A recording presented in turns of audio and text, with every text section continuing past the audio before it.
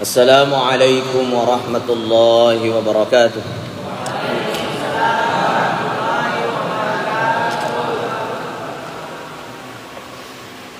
Alhamdulillahi rabbil alamin, wassalatu wassalamu ala ashrafil anbiya'i wal mursalin Sayyidina Muhammadin wa ala alihi wa ashabihi ajma'in. Amma ba'du fa inna asdaqal hadisi kitabullahi ta'ala wa khairal hadi hadi Muhammadin sallallahu alaihi wasallam wa syarral umuri muhdatsatuha wa kullu muhdatsatin bid'ah wa kullu bid'atin dhalalah wa kullu dhalalatin finnar. Wa qala al-musannif rahimahullahu ta'ala wa nafa'ana wa iyyakum bima fihi bi'ulumihi fid dharain. Amin.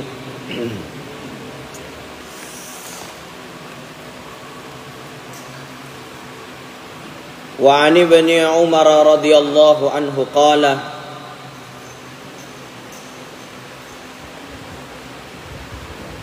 qala Rasulullah sallallahu alaihi wasallam uhillat lana maitatani wa damani wa ammal maitatani fal jaradu wal hutu wa ammad damani fal kabidu wat tihal. Akhrajahu Ahmadu wa Ibnu Majah wa fihi dha'fun. Alhamdulillah rilalanna yewan lima barakaeng rilanjutkan pengajian yaitu kitab Bulughul Maram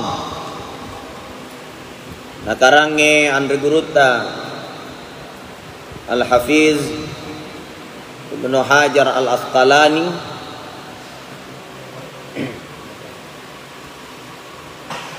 dan kita sudah membahas ya pertemuan yang lalu bahwa ada dua bangkai ya yang dihalalkan. Apa itu? Kucing. Yaitu bangkai belalang dan ikan. Boleh dimakan walaupun tidak disembeli, tidak dimasak, tidak perlu dipotong dengan mengucapkan kalimatut thayyibah. Ya. Kemudian wa ammad damani, dan ada dua darah yang dihalalkan. Apa itu? Fal kabidu wat tihalu, yaitu hati dan limpa. Tentunya yang dimaksud adalah hati hewan yang dihalalkan untuk dimakan. Ya.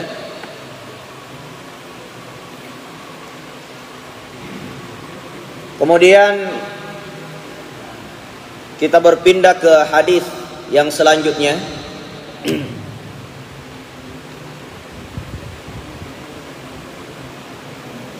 Wa an Abi Hurairah radhiyallahu anhu qala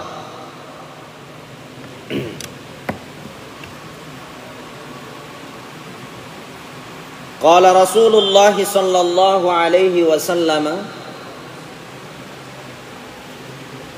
idza waqa'a adh-dhubabu fi syarabi ahadikum falyakmishu thumma yanza'hu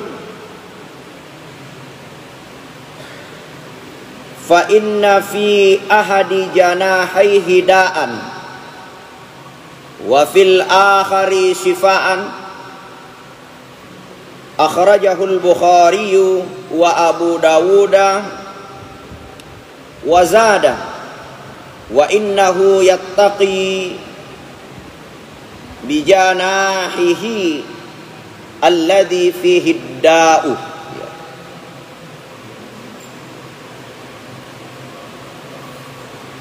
Wa an Abi Hurairah radhiyallahu anhu qala,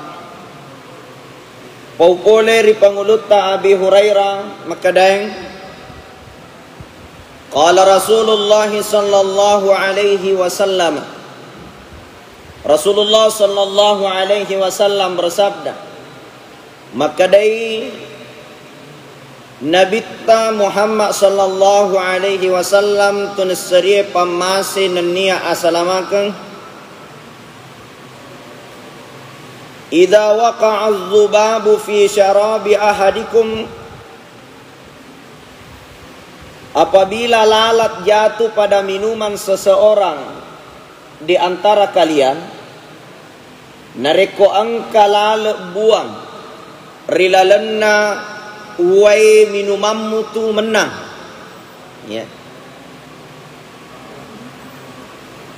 falyakmishu, tenggelamkan, celupkan, ya, patelengi, falyakmishu, patelengi, thummal yanza'hu, nareko purani pateleng na inapa ya biang ya rolale, ya, fa inna fi ahadi janahaihi da'an, nasabak majepunna salah sewanna panina ya rolale, daan ada penyakit, ya.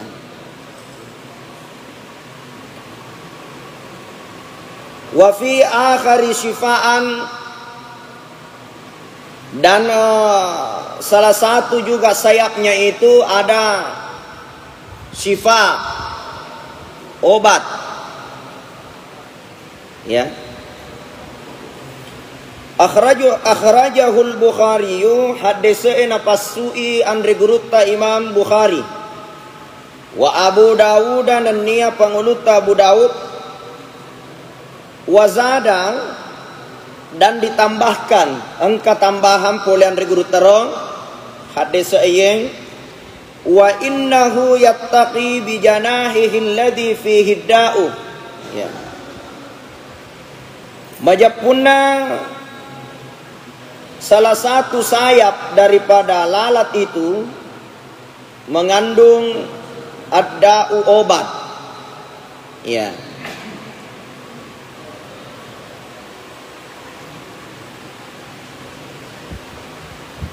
Ya, jadi ananda sekalian, rilalenna ye korini hadisna Nabi Muhammad sallallahu alaihi wasallam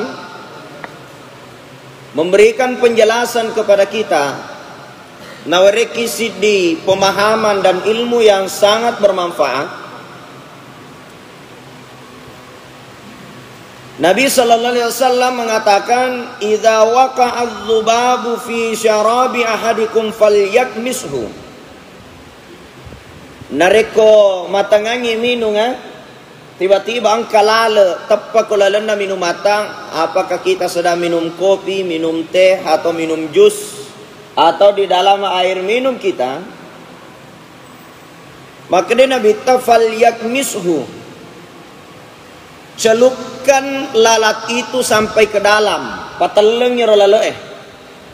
Umumnya kita ya ko angka lale leba kulalena air minum ta kadang-kadang iro tak langsung ya biang iro waye, ha?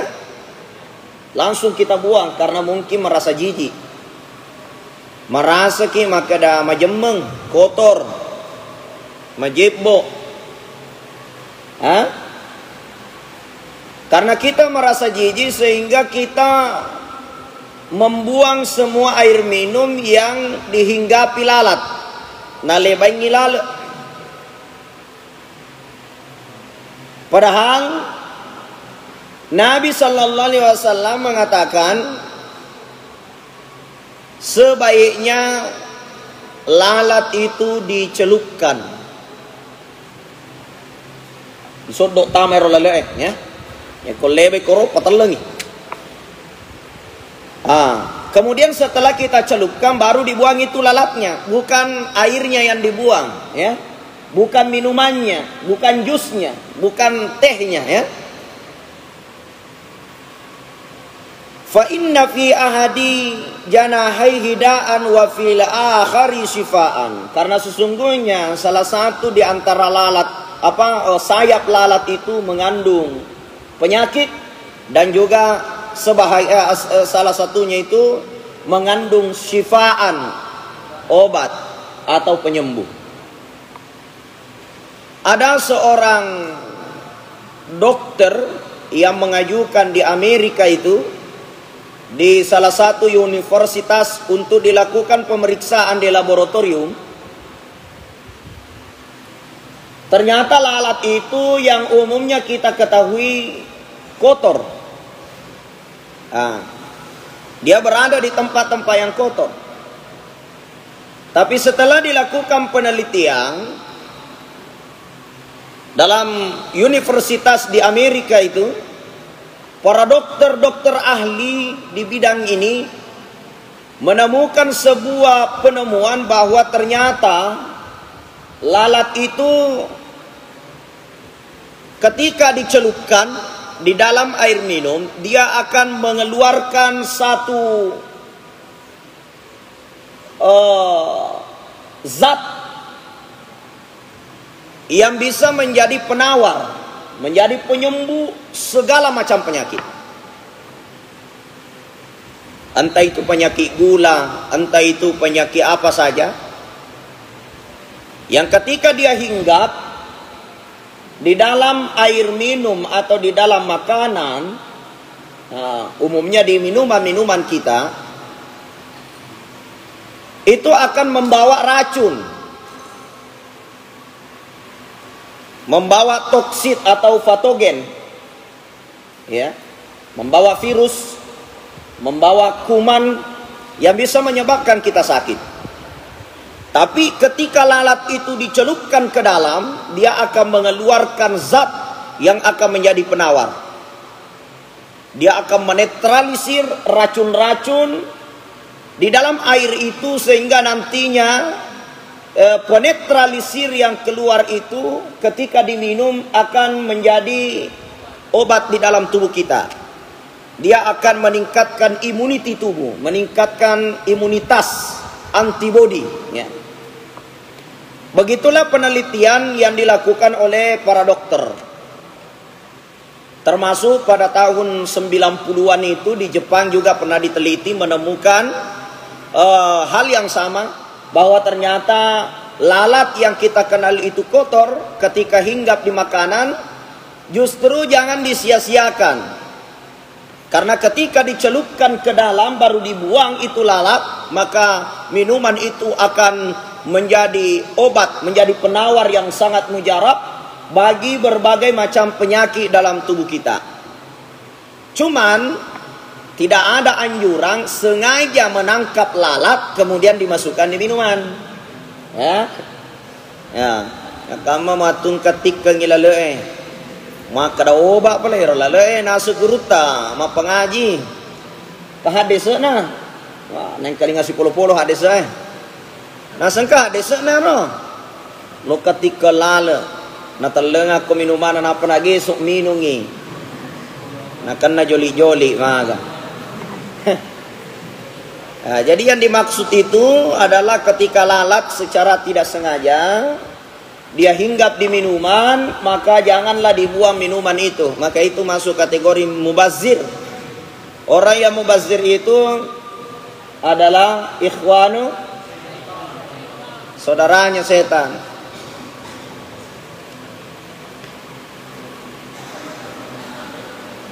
Ya, jadi ananda sekalian, ini suatu pelajaran yang sangat bagus,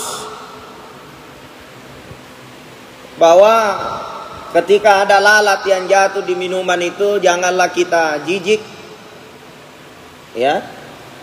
Sebaiknya lalat itu celupkan segera, kemudian buang lalatnya, kemudian minuman itu akan menjadi suatu minuman yang sangat mujarab, ya. Untuk berbagai macam penyakit. Demikianlah juga yang disampaikan melalui wahyu, melalui hadis Nabi Muhammad SAW yang saya bacakan tadi. Ya. Adapun peneliti yang lain pernah menemukan itu, kalau tidak salah di Cina itu dikaji itu, ya, menyatakan bahwa sayap sebelah kiri itu mengandung racun bagi lalat, sayap sebelah kanan itu mengandung obat. Namun tidak dijumpai di dalam riwayat, ya, dalam hadis Nabi bahwa yang dimaksud itu adalah sayap kiri atau sayap kanan. Yang pada intinya Rasulullah hanya menyuruh celupkan itu lalat sampai ke dalam, kemudian buang lalatnya, airnya tetap kita minum. Karena ketika airnya kita minum setelah lalat itu kita celupkan, maka dia telah mengeluarkan zat yang memang khusus untuk menjadi penawar dalam tubuh kita. Nah, itu adalah wahyu, penjelasan daripada Rasulullah SAW sebagai dokternya dokter. Jadi Rasulullah itu dokternya dokter. Yang mana ketika kita mengikuti semua ajaran-ajaran Nabi itu, tentunya akan memberikan efek kesehatan bagi kita. Seperti umpamanya ada hadis itu, al-batnu aslud dawa, perut itu sumber penyakit. Ya, usus itu adalah sumber penyakit. Dalam kajian kesehatan, entah dokter dari manapun tidak pernah ada yang menafikan bahwa perut kita itu adalah 85% penyakit dari situ. Ya. Makanya agama sangat menganjurkan menjaga makanan dan minuman kita. Kulu wasyrabu mir rizqillahi halalan thayyiban. Makan dan minumlah rezeki dari Allah itu halal dan thayyib. Jadi bukan hanya sekedar halal, tapi dia harus thayyib, suci, bersih, ya. Thayyib itu adalah makanan, banyak makanan yang halal tapi tidak thayyib. Dia bisa menyebabkan kita sakit. Ya, seperti makanan-makanan yang banyak mengandung pengawet, banyak mengandung zat kimia, banyak mengandung MSG, ya. Seperti kerupuk-kerupuk, ya, Indomie.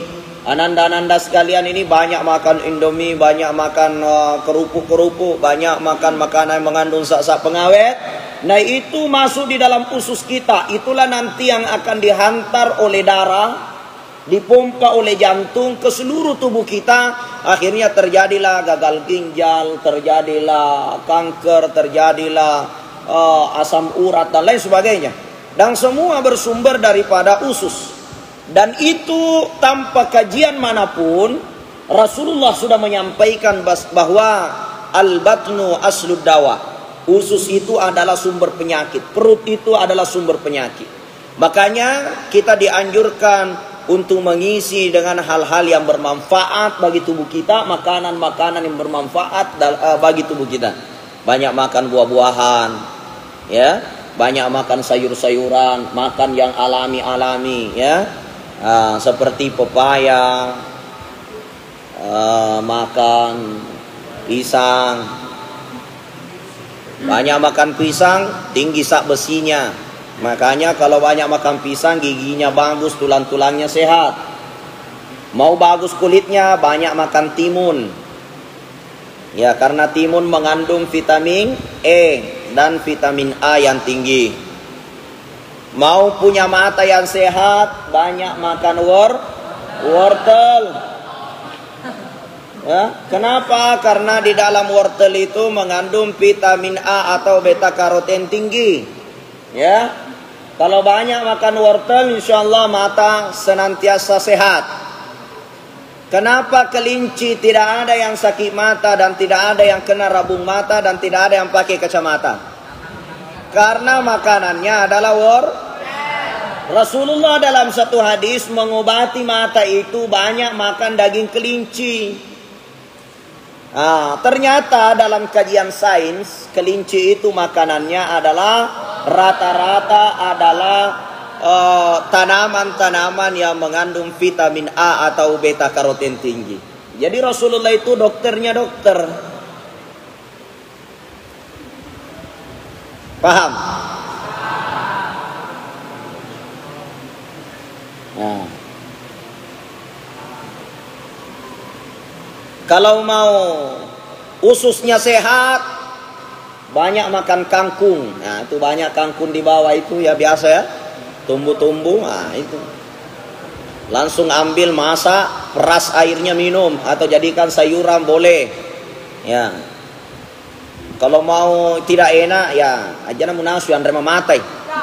Nah, joli-joli no ya. Kalau tidak terlalu banyak itu bisa jadi obat. Kalau terjadi mencret-mencret itu disebut detoksifikasi, pembersihan racun di dalam usus atau di perut kita. Jadi itulah ananda sekalian bahwa Rasulullah itu adalah dokternya dokter. Karena apa yang ia sampaikan itu adalah langsung dari pencipta seluruh makhluk. Wahyu dari Allah Ta'ala.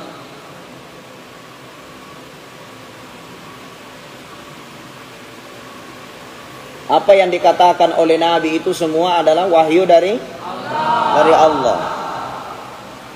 Apa ayatnya? Yang tahu? Wa ma yantiqu 'anil hawa in huwa illa wahyun yuha. Wa ma yantiqu 'anil hawa. Tidak ada yang diucapkan oleh Nabi itu berdasarkan hawa nafsu. In huwa illa wahyu yuha. Semua berdasarkan wahyu dari Allah Subhanahu wa ta'ala. Ya kena bita surok ya jangan makutana maka kenapa? Bagaimana? Pegau bawan nih. Paham ya? Maka sinang kaduan rakaat sampai jaloroe. Agar sampai subuh. Maka sinang keempat rakaat salat duhur, 4 rakaat salat asar. Ndak usah ditanyakan. Siapa tahu masuki macarama ramalang atau kita tugas di kampungnya orang, ya. Ditanya sama masyarakat, Ustaz, magero sampajang subuh 2 rakang sampajang mengaribi 3 rakang sampajang isai 4 rakang. Agak na jawaban. Padangi maka dak ko nasuro ni nabita mapakoro ya narung figau. Jangan mau aku tanah maga sih. Pada mata ko maka dokter ini obat 2 kali 3 kali 2 aja mau pada dokter maka dawat di kawan dari mana nih ciceng lo kok mate. Jangan mau aku tanah pegau bawa nih karena sudah disampaikan sesuai keahliannya. Ya. Sama dengan Allah memerintahkan kita itu sudah sesuai dengan kemampuan manusia. Sudah sesuai dengan kekuatan dan kesanggupan manusia. Agayana? La yukallifullah nafsan illa wus'aha. Ya. Allah tidak membebani hambanya, Allah tidak memberikan suatu ujian kepada hambanya di luar batas kemampuan hamba itu sendiri. Okay. Wa Nabi Waqidil Laitsi radhiyallahu anhu qala, dari Abu Waqi al-Laitsi Toripuriona pong Allah Ta'ala kurumai qala makkadai qala Rasulullah sallallahu alaihi wasallam. Maka dari surona pong Allah Ta'ala to nasriya pamasin niya asalamakan. Rasulullah sallallahu alaihi wasallam bersabda,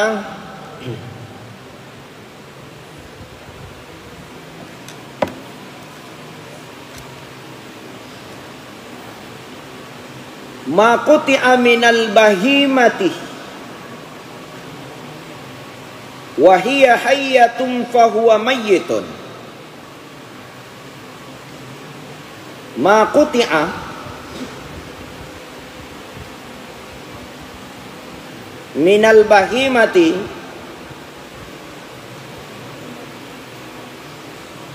salah satu binatang yang dipotong, artinya dipotong sebahagian badannya atau sebahagian daripada dagingnya. Wahia hayatun, requero dalam keadaan hidup. Fahuwa mayyitun, maka dia termasuk bangkai. Jadi maksudnya adalah ma quti'a minal bahimati wa hiya hayyatun fahuwa mayyitun. Suatu barang yang ada pada tubuh hewan, binatang, kemudian dipotong, ya lesipolo, dalam keadaan hidup itu hewan, maka daging yang diambil sebahagian itu termasuk bangkai. Contohnya begini, sapi. Sapi ini diambil sedikit daging pahanya, langsung diiris. Irat tei cedek dagingnya pahanya. Kemudian daging pahanya itu dimasak, baru dimakan, itu haram. Masuk kategori bangkai. Walaupun sapi itu halal. Bisa dipaham? Sapi itu halal. Tapi contoh, sapi dipotong telinganya satu, baru kau masak, kau buat coto, kemudian kau makan, itu haram. Karena termasuk bangkai. Kenapa bangkai? Karena mengambil dagingnya hewan untuk dimakan dalam keadaan hewan itu masih dalam keadaan hidup. Itu tidak boleh ya. Tidak boleh. Ya. Jadi ini penting ananda pahami. Akhrajahu Abu Dawud hadis ina pasui panguluta Abu Daud wa Tirmizi dan ya panguluta Imam Tirmizi wa hassanahu, menurut Abu Daud dan Imam Tirmizi hadis ini adalah hadis hasan.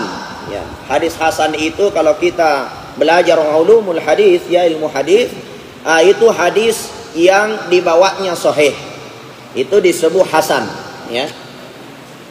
Wal lafzu lahu, dan dalam lafaznya itu terdapat hadis yang sama antara Abu Daud dan Imam Tirmizi. Itu maksudnya, ya. Jadi anda sekalian, siapa tahu nanti anda keluar ceramah ya, atau bertugas di suatu daerah, atau ada pertanyaan dari masyarakat atau dari majelis ta'lim dan lain sebagainya. Tiba-tiba anda ditanya, Ustaz, sapi itu halal dimakan? Iya, halal. Ayam itu halal, halal. Unta itu halal, halal. Tapi bagaimana ketika saya punya sapi gemuk sekali, kemudian ku ambil sedikit daging pantatnya, ku potong di situ bentuk loaf, dagingnya ku ambil, baru saya masak, saya makan, apakah itu halal? Jawabannya haram. Karena di dalam hadis ini dikatakan ma quti'a minal bahimati fahiya hayyatun fahuwa mayyitun. Apabila hewan itu masih dalam keadaan hidup, kemudian diambil sebahagian atau dipotong sebahagian daging yang ada padanya, kemudian kita ambil untuk dimakan, maka itu adalah bangkai, ya, fahuwa mayyitun. Itu masuk kategori bangkai. Maka ketika itu masuk kategori bangkai, berarti itu termasuk dalam keadaan haram. Jadi begitu ananda ya. Waktu sudah masuk belum? Hah? Sudah masuk waktunya belum? Ya, belum ya. Ya, jadi ananda sekalian,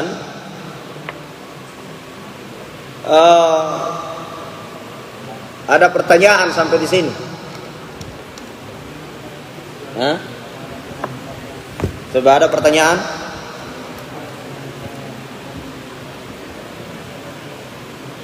Sudah paham semua ya?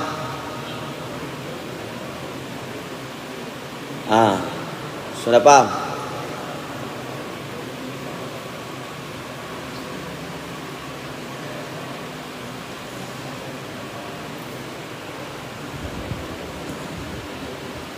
Ya. Jadi begini.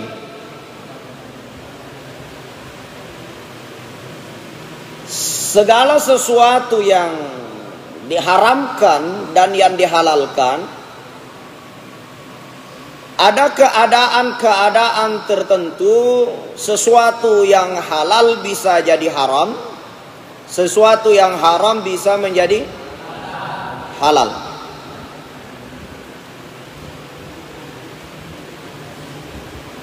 Apa contohnya? Yang halal bisa haram. Ya tadi itu.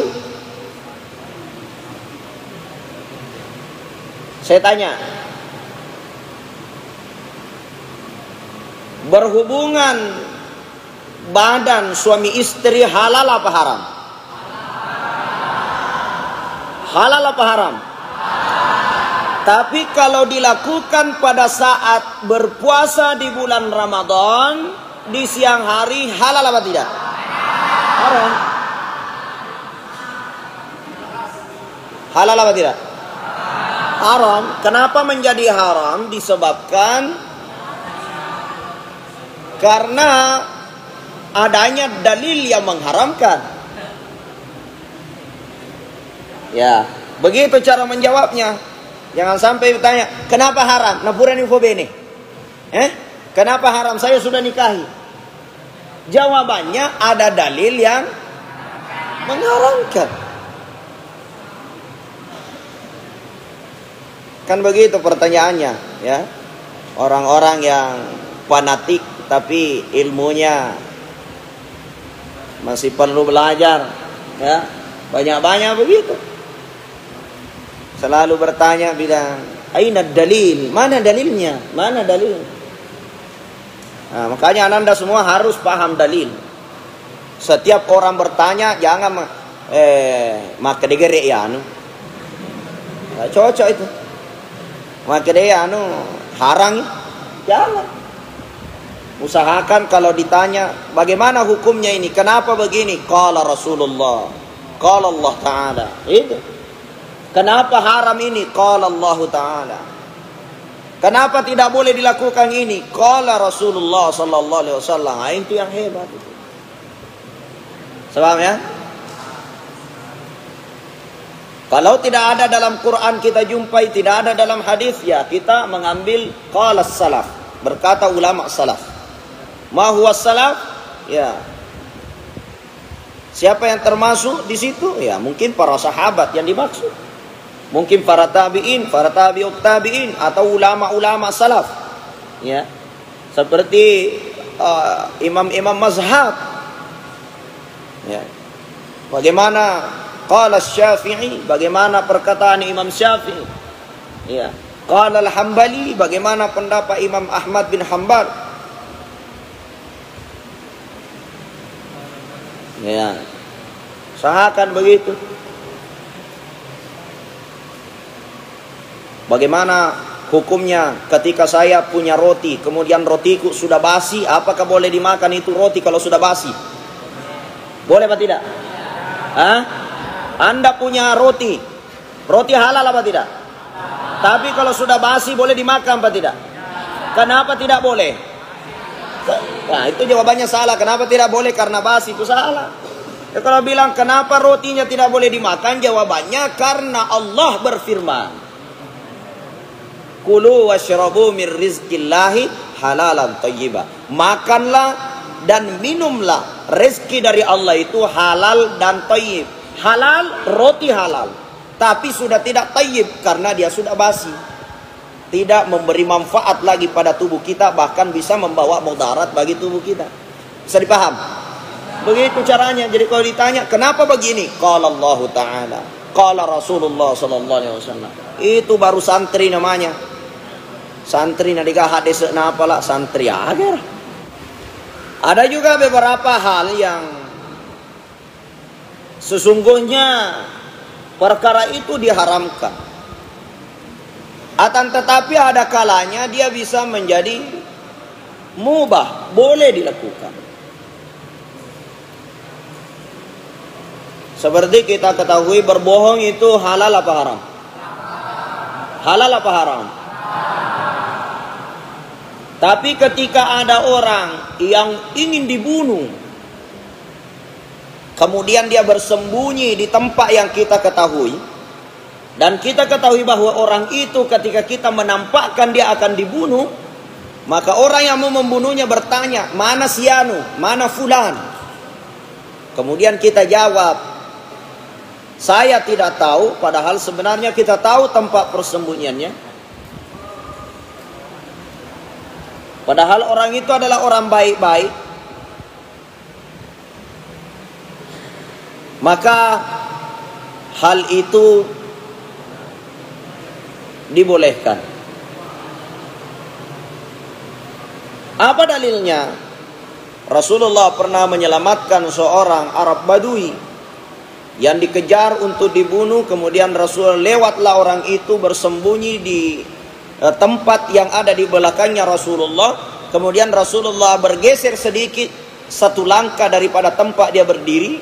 Kemudian ditanya, apakah engkau melihat tadi orang yang berlari di sini? Maka Rasulullah mengatakan, selama saya berdiri di sini, saya tidak melihat orang itu. Karena Rasulullah sudah bergeser sedikit.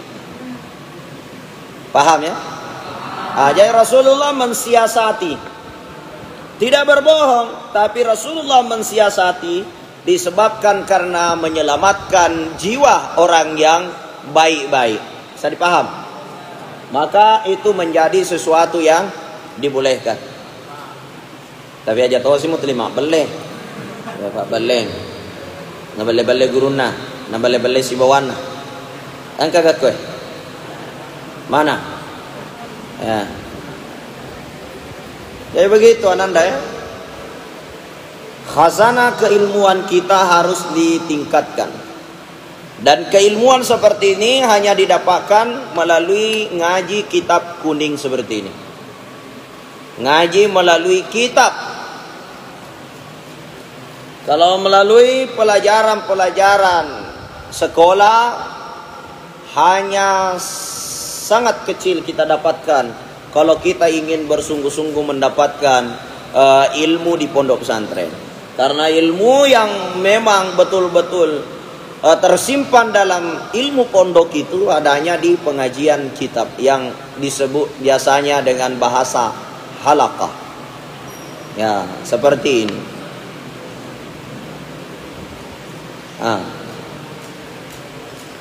Ya. Jadi Ananda sekalian,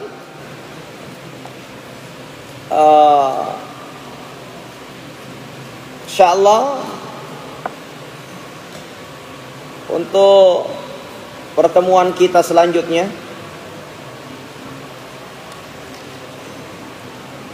kita sudah berpindah bab ya.